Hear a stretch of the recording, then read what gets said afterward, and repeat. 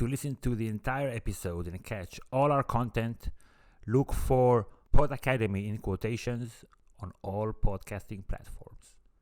Hi, and welcome to Pod Academy, an international podcast that combines pop culture and academics. We post a new episode every Monday. Okay, so let's talk about the movies. What movies are we using for this, and what's like the story that you think we are telling? War games, playing soon at a theater near you. Shall we play? We, as usual, have watched 3 films. And the first one is the film War Games from 1983 with Matthew Broderick and others. And in this film, there is an expert system that is used by the US Armed Forces to basically calculate the different scenarios for winning an all-out thermonuclear exchange with the Ruskies. Yes, that's like a Cold War. It's a Cold War film. Movie. Yeah. Turns out that that system is nearly as useful as it was intended to be. Yeah. And it learns that by itself. And at the beginning, it's like it's supposed to be better than the flawed humans who will not destroy the entire world just because they're given an order. Yep. That's a basic flaw. Okay, that's one movie. That's like 80s AIs. Yep. Second film is the film Minority Report from 2001 with Tom Cruise. Still good. Or maybe you didn't like it. No, I think it's pretty good. Yeah, it's a Steven Spielberg film based on a short story by Philip K. Dick, famous sci-fi writer.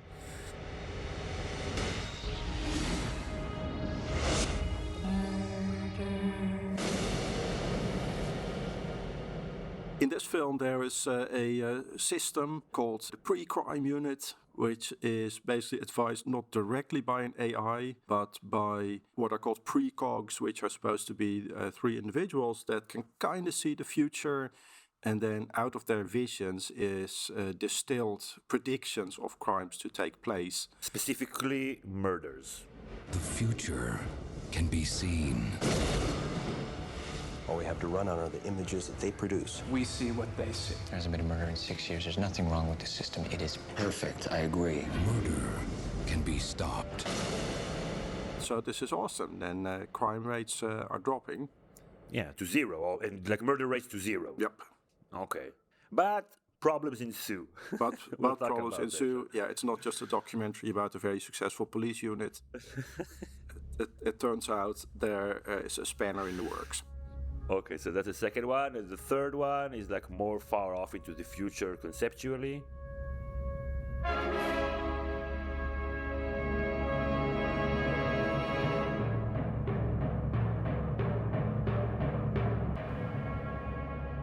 Yes, the future of 21 years ago, because the third film is 2001: A Space Odyssey from 1968, produced and directed by Stanley Kubrick. I've heard of him. Yeah. In this film, there is an AI that helps steer a space mission, the system HAL 9000. But HAL 9000 develops a bit of a mind of his own and becomes a danger to the humans in the mission. Open the pod bay doors, Hal. I'm sorry, Dave. I'm afraid I can't do that. Problems ensue. And hilarity ensues. It's a very funny movie. Lighthearted. Yes. Sorry, Dave. Sorry, Dave. Sorry.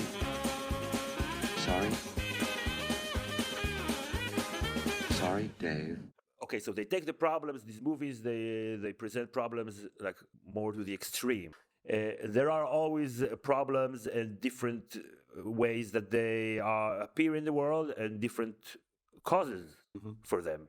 Is the cause mainly human? One of the causes is humans, and another cause is that these systems are also not all-knowing, and they can get stuck in their own little loops just like we can. And we can exacerbate that by feeding them the wrong information or not really defining the parameters within which they can operate.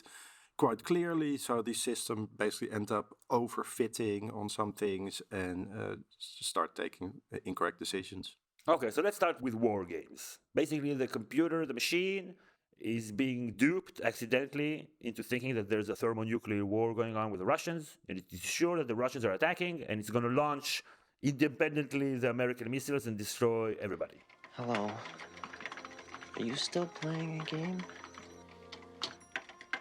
Of course, I should reach DEFCON 1 and launch my missiles in 28 hours. Would you like to see some projected kill ratios? 69% of the housing destroyed. 72 million people dead. Is this a game or is it real? What's the difference? Oh, wow. In this film, Matthew Broderick, 1980s heartthrob actor, is a hacker. He goes on the pre-internet, which initially was actually a system developed by DARPA, so the Defense Advanced Research Project Agency, which was kind of a design shop of the US forces. Anyway, so they have developed a system called the Whopper, which refers to a really existing system, which I think was called the Burger. The Whopper is of course, the burger of Burger King. Your country needs you to stay on your couch and order in. Do your part, and we'll do ours.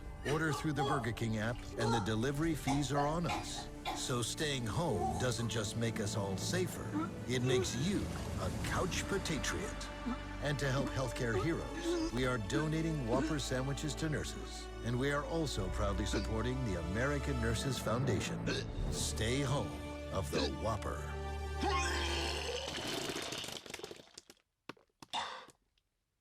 And that system is attached to that early internet, so much so that when you dial up, like, okay, this blast from the past, it used to be that you go on the internet and you had to torture a robot first and go... and then you're online. Okay, scary time, kids. It used to be like that. How do you get on the internet if there's no Wi-Fi? Okay, so how do I get online? Dial up, plug that in. Well, you needed to connect a phone line to your modem to get on the internet. Wait, what is a modem? A modem is a device that sends data to or from your computer that gets you online. And back then, modems had to use phone lines to make that possible. So you would have to use your phone to go on internet? Oh, and isn't that like really loud, like thing? It's scary to think that Wi-Fi is like so vital to us now. If you go somewhere and don't have Wi-Fi, like that's the worst thing that could ever happen to you. So then when you're logged in on the internet, you can dial in on other computers. So that's a little different from how it is now, or superficially different in that you like directly log in on another system that you can then issue commands to. And Matthew Broderick thinks that he's found a system of a maybe company that develops just games, computer games, and he thinks he's found a fun little game called Thermonuclear War. Yay! And he goes and plays the game, and he thinks it's a game, but the robot player on the other side, which has incomplete information, thinks that this is for realsies and that the Reds are coming and that it's time to blast the planet. So maybe like the limits here of the AI, I guess it might be true for all of the movies, are the parameters that humans are putting in. Yeah, the Whopper system is a system that has coded into it basically as many different scenarios as the designers could think of. And in one of the scenes, you see it actually flipping through all the different scenarios. And there's a bunch of interesting ones, like an exchange between Pakistan and India and China, and trouble in the Middle East that gets out of hand. Nah, that's not realistic. Well, not anymore. But up until like a couple months ago, it's now peace, Gil. You have to get used to this. I know it's new, but it's peace. It's all over now. Oh, I'm so relieved. Yeah. I haven't been following the news. So, interestingly, researching this movie, I found out that President Ronald Reagan liked the movie, watched the movie, and it was one of the catalysts to pass legislation, the Computer Fraud and Abuse Act in 1986. Yeah, Ronald Reagan had a hard time distinguishing fact from fiction. It's enough to make you wonder sometimes if you're on the right planet.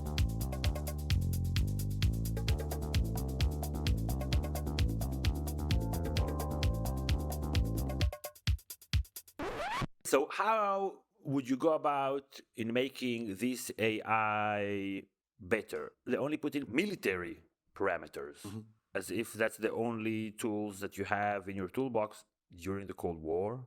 No. It was anything but straight up military conflict. No. That was the whole thing.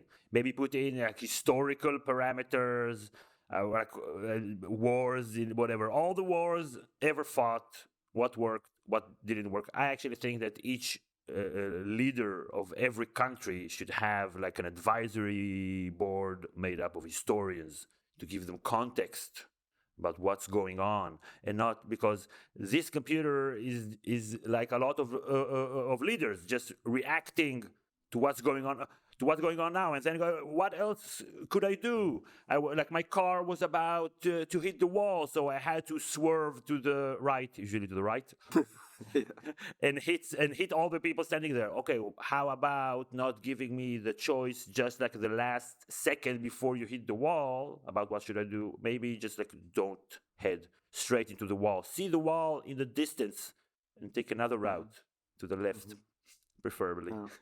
I mean, this Whopper system is built like a great big hammer, and anything it sees must be a nail. Yeah. Right. So it can only conceive of, well, if I get these different signals, then it must be a type of war that's about to happen. And the fact that there's also just games and exercises and stuff like that was just not baked into it at all. And it's interesting. So the technology that they built is about to destroy the world. So they use a different technology, more old school phones, to call the bases that are supposed to be under attack. And they're saying, no, everything's fine. And I was thinking, today you could deep fake so many things that if someone malicious wanted to hack that and then create the illusion that you're whatever, just faking a phone conversation, that's maybe easier. Yeah, sure. And say, yes, we are under attack, we are all dead. Or just like cutting the lines, so you can't call, so you must assume that they're all dead. Yeah. Around that same time, by the way, in reality, we all were almost as close as we've ever been. Maybe the second worst case after the Cuban Missile Crisis. And that was actually a situation that was war games. So there was something like a glitch in the Russian system of detecting all of this. And that glitch basically caused them to think, well, it's time to launch. And then this one guy... Russian guy, right? Russian guy, which I think his name was Petrov, something like that. Unknown hero who saved the world because he said, well, the system bugs out a bit more often. Let's just wait and see what happens. Okay, I'm not ready to press launch just yet. Thank you, Petrov. Good job. Yes, you saved us all. It was completely unexpected, as such things usually are. The siren sounded very loudly, and I just sat there for a few seconds, staring at the screen with the word launch displayed in bold red letters. A minute later, the siren went off again. The second missile was launched, then the third, and the fourth, and the fifth. The computers changed their alerts from launch to missile strike. There were no rules about how long we were allowed to think before we reported a strike. But we knew that every second of delay took away valuable time that the Soviet Union's military and political leadership needed. And then I made my decision. I would not trust the computer. I picked up the telephone handset, spoke to my superiors, and reported that the alarm was false. But I, myself, was not sure until the very last moment. I knew perfectly well that nobody would be able to correct my mistake if I had made one. Wow, such a big hero. Yeah. Why don't we have statues of him everywhere? Well, indeed. Why not? Yeah.